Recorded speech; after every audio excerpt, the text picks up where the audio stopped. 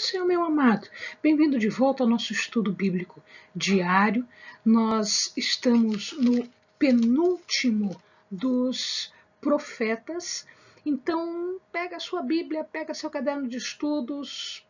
Olha o Senhor, vem conosco. Vamos para mais um personagem da Bíblia. E hoje nós vamos falar sobre Zacarias. Zacarias quer dizer Yahvé lembra. Zacarias, nós conhecemos a sua família, né? O seu pai se chamou Baraquias e o seu avô Ido. É interessante que alguns profetas se referem a Zacarias como filho de Ido. Isso não é raro, isso não é incomum na Bíblia, deles dizerem que um descendente de determinada pessoa é seu filho. Na verdade, a expressão aqui é no sentido de descendente. Uma outra explicação para isso é que Baraquias deveria ter morrido muito precocemente, muito antes, né? E ele acaba sendo criado por Ido, seu avô. De qualquer forma, tanto uma explicação como outra explicação parecem plausíveis, mas nós não temos certeza desta morte prematura de Baraquias. De qualquer forma, ele era de uma família sacerdotal, ou seja, ele era levita, e portanto aqui também nós temos um profeta que era levita, ou seja, que era da linhagem sacerdotal. Ele é nascido na Babilônia. E nós vamos ter um contexto muito parecido com o contexto do profeta Ageu. O amado sabe, nós temos um vídeo sobre o profeta Ageu.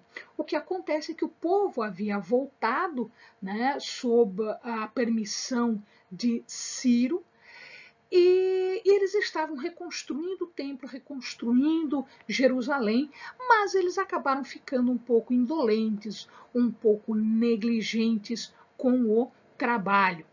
E aí, na verdade, os profetas foram levantados exatamente para que aquela missão fosse colocada em prática, chegasse ao seu fim, ou seja, fosse realizada. Ele fez isso no segundo ano de Dario. Mas, Eleni, Ageu também não foi no segundo ano de Dario? Foi.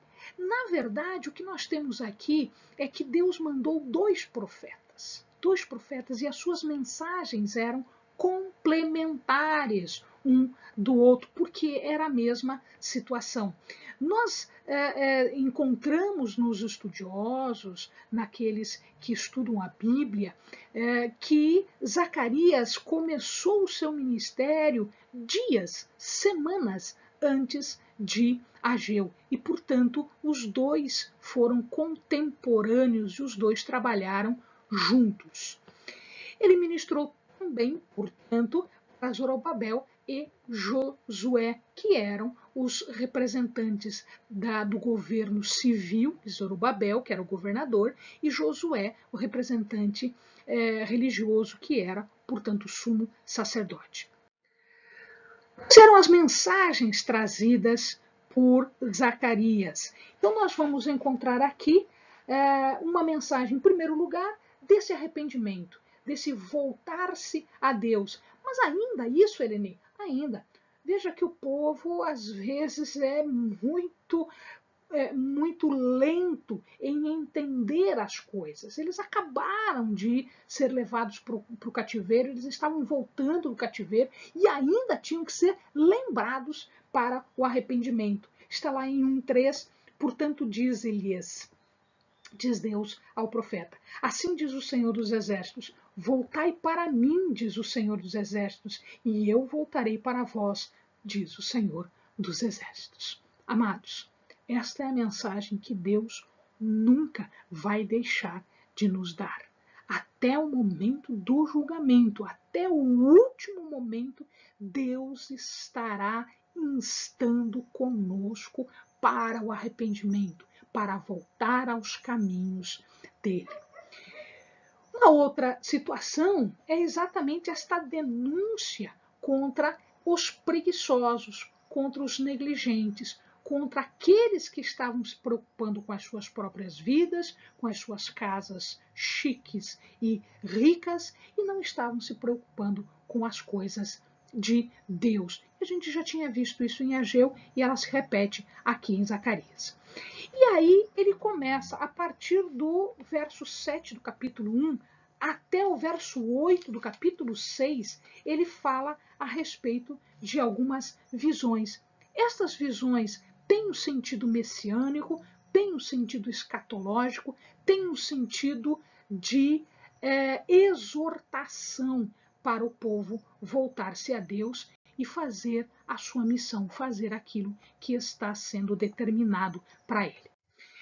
Quais eram essas visões? Em verdade, são 8 as visões. Nós não vamos explicar essas visões aqui, foge um pouco do objetivo do nosso encontro.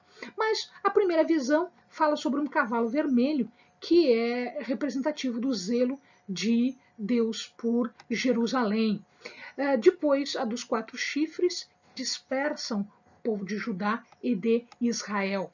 Depois ele fala sobre um homem que tem um cordel de medição e que mede Jerusalém. E aí ele apresenta Josué diante do anjo do Senhor, tendo como seu acusador Satanás.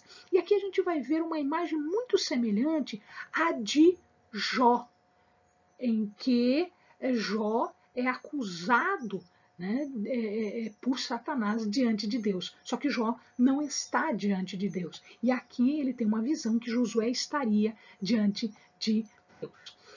Ele também tem uma visão do menorá e de algumas oliveiras, de 2 oliveiras, as testemunhas, né, de um rolo voador, de uma mulher em um cesto com uma unidade medida que nós chamamos de efá, e finalmente a dos 4 cavalos e carruagens, cada uma com um sentido muito profundo. Então, o que nós temos aqui é que Zacarias não é muito direto. Zacarias fala através destas visões, através desses simbolismos que são muito pesados, muito profundos e que exigem aí um estudo muito profundo daquele que quer entender Zacarias, que quer entender as palavras de Deus nesse caso. Muito bem, as mensagens escatológicas nós podemos ver aqui quando ele fala de Josué, naquela visão, né, que ele está diante de Deus, em 6, 12, 13. E aqui ele apresenta Josué como um tipo de Messias. Então ela é messiânica, ela é escatológica nesse sentido. Diz ele, assim diz o Senhor dos Exércitos, aqui está o homem cujo nome é Renovo. E ele brotará do seu lugar e edificará o templo do Senhor. Alguns dizem que, na verdade, ele está falando de Zorobabel, né? Porque o nome Zorobabel é renovo da Babilônia.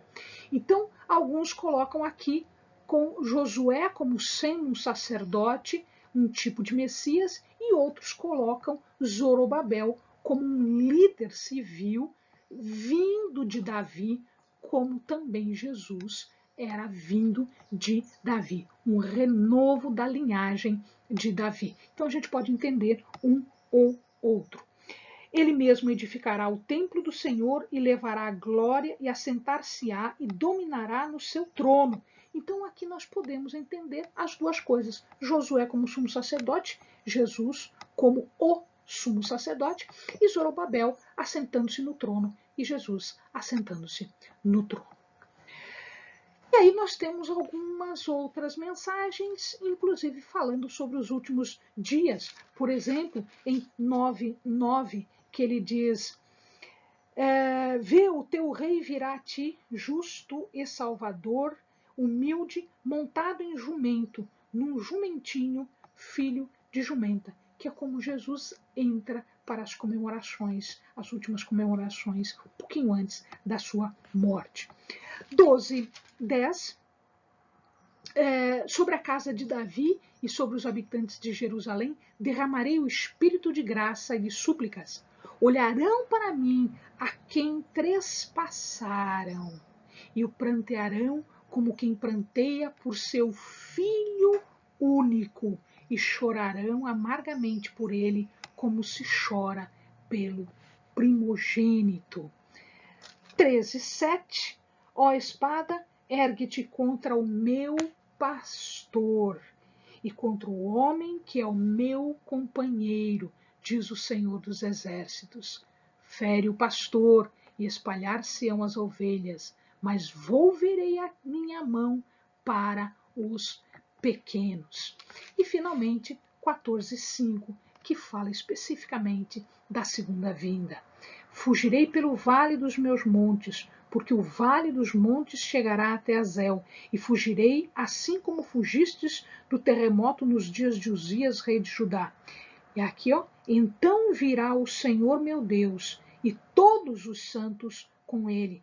E ali ele continua falando da segunda vinda. Então, a vinda e o reino do Senhor. Na verdade, ele começa no 14, já no versículo 1, e segue até o final. Esta parte específica sobre a vinda, a segunda vinda de Jesus. Amém, amados? Bons estudos.